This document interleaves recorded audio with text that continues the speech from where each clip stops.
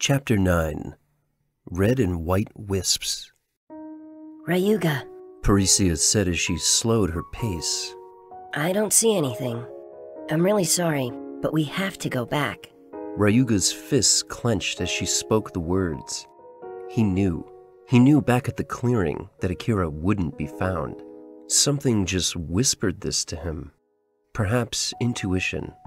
He didn't want to accept it, but that didn't change the reality. Still, he'd endured so many harsh truths about life that a part of him had grown defiant. I understand. Let's go back, he said, his voice low as he resigned himself to the impending worry he would now face for every moment the two were apart. Ryuga, is this Akira your life partner? Parisia asked out of the blue. What? No, not really. I just met her a few days ago. Oh, I see. Then why are you so stuck on finding her? Parisia asked. Well, I know I've just met her, but I feel like we had a connection. Have you ever just bonded with someone?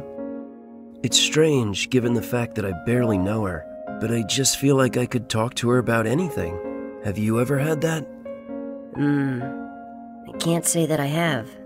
Parisia replied, now correcting course to head back towards the hut. I've been alone for years now, to be honest. Parisia said. It's never bothered me. Really. Oh, Ryuga commented. Then I envy you. I lived with my mother after my father died. Or, at least that's what my mom told me initially. Later on, I found out that my father wasn't actually dead. He had just left us. Parisia said, acknowledging his story. Ryuga wasn't sure if that was an affirmation to continue or stop, so he just kept talking. I read it in her diary after she died. I couldn't believe it. I was in shock for the longest time. Then that shock turned to hope. Hopefulness that maybe he'd come back for me after learning about my mom's death. That he'd whisk me away from all the solitude I'd been enduring. But none of that ever happened. It was just day after day of mind-numbing sadness, memories that felt bittersweet. Ryuga stopped for a moment, fighting his tears. He didn't want a girl to see him cry, but he was sure Parisia noticed. She gave no reaction, and instead waited in silence for him to regain his composure and continue. So I killed him. He was dead to me. I never tried to find him, or even thought of him. I erased every thought or memory. There weren't many. But Akira, she was the only one aside from my mom who could really relate to me, who I had grown to feel comfortable around. I actually looked forward to the little time we spent together. The thought that she's gone now is just after I finally found another small bit of light in my life. For these words, Parisia really had no answer. She was used to hardship, and generally she traveled light when it came to emotional baggage. In fact, her only real bond was Imelda, and even that was a relationship of convenience based on survival, for the most part. Perhaps Ryuga's story had caused her mind to grow distracted, but it was several moments after Ryuga stopped talking that Parisia noticed the transparent membrane careening towards them. Damn it, she said, unable to react in time as something hard slammed into her shoulder, nearly knocking her off her feet. She managed to recover, but the blow was powerful, enough to make her arm numb. What the heck was that? Ryuga said as he looked around. These things weren't here before, he said as he gazed around. Strange creatures of all sizes were gathering by the dozens, some as small as a baseball and others as large as a balloon. They resembled the shape of a silken handkerchief. It was almost as if the air itself had been given form. These creatures moved through the atmosphere like a jellyfish would swim through water. Senbis. Parisia declared as her brow furrowed slightly. She dumped Ryuga on the ground unceremoniously and prepared herself for battle. Don't make any sudden movements, and whatever you do, don't let them touch you. Parisia ordered as she leapt into action. Ryuga felt a sudden change in the atmosphere. The feeling centered around Parisia herself. It was as if a nexus of strange energy was emanating from her general direction. If Ryuga had to describe the sensation, it was like a veil of pressure hanging in the air. It was sticky, clinging to his body and imposing itself upon him. Parisia flicked her wrist, and a few moments later, several of the creatures burst into thin air and evaporated. The other creatures nearby went into a frenzy, their color changing from transparent to fluorescent. Some were a dull white color, others were reddish-orange in hue. "What the heck is going on?" Ryuga said to himself as he watched the strange battle unfold. He strained his eyes to try to get a better grip on the situation, but all he really achieved was a throbbing sensation in his forehead. The more he focused, the more blurry his vision became. For all of his struggles, he began to see strange colors of light.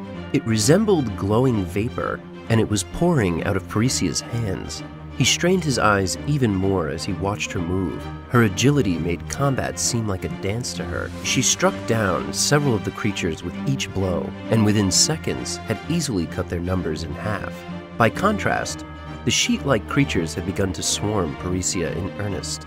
The white-colored creatures moved as they belonged to a hive mind, and Parisia was forced to adjust her position several times by bounding and rebounding from several nearby trees in order to land decisive strikes. The creatures didn't seem that difficult to take on. Indeed, just one strike from Parisia was enough to finish them. Ryuga began to notice rather large balls of translucent light particles scattering with each defeat of the threat. These particles had a strange appeal to them. Perhaps it was the low, pulsing energy that seemed to come from within, but simply staring into the tiny balls was tranquility-inducing. Ryuga wasn't entirely sure how long he'd been zoning out when he heard a loud blast, jolting him back to his senses. The reddish creatures were now closing in, and just before they drew close, they swelled and exploded. The resulting reverberation was enough to make Ryuga recoil. It was almost as if someone was firing a gun nearby. He could feel the pressure from each explosion. Contending with both types of Sen beasts suddenly seemed more difficult, and it dawned upon him that Parisia was simply that skilled. Her movements, her judgment, her strikes. She was moving so quickly and easily dispatching her foes. Unfortunately, her surroundings were not so reliable. She rebounded from tree to tree, even occasionally using the branches above to strike from downward angles. She had managed to nearly defeat all of the creatures, but the loud explosions would no doubt summon more. Perhaps, in her haste to create an escape opportunity, Parisia misjudged her footing. The second her full weight landed on a branch, it gave way, resulting in her tumbling through the air. This was the only opening the creatures seemed to need, as both types careened towards Parisia like a school of fish. Ryuga, sensing the impending explosion, quickly got to his feet and dashed forward. His goal was to save her by catching Parisia and pulling her out of harm's way. But he didn't notice several of the exploding creatures which had now veered off course to attack him. Ryuga jumped headlong towards Parisia, who seemed more surprised at his action than the situation she found herself in. The last of her words Ryuga could make out before the explosion was, "No, stop!" Ryuga felt the white, hot power of the explosion firsthand as it seared his outstretched arm first. He winced in pain but refused to retract his arm, instead using it to push Parisia into nearby brush. Several smaller creatures exploded in chain sequence, each smaller blast feeding into the next. Ryuga could only endure each impact. He felt as if the heat was searing into his body. His very flesh felt like it was on fire. What's more, the sound of the impact was deafening. If his eardrums weren't already damaged, they were definitely ringing. Ryuga fought with all of his willpower, reciting the word, "Endure! Endure!" to himself repeatedly until all was black and his consciousness faded.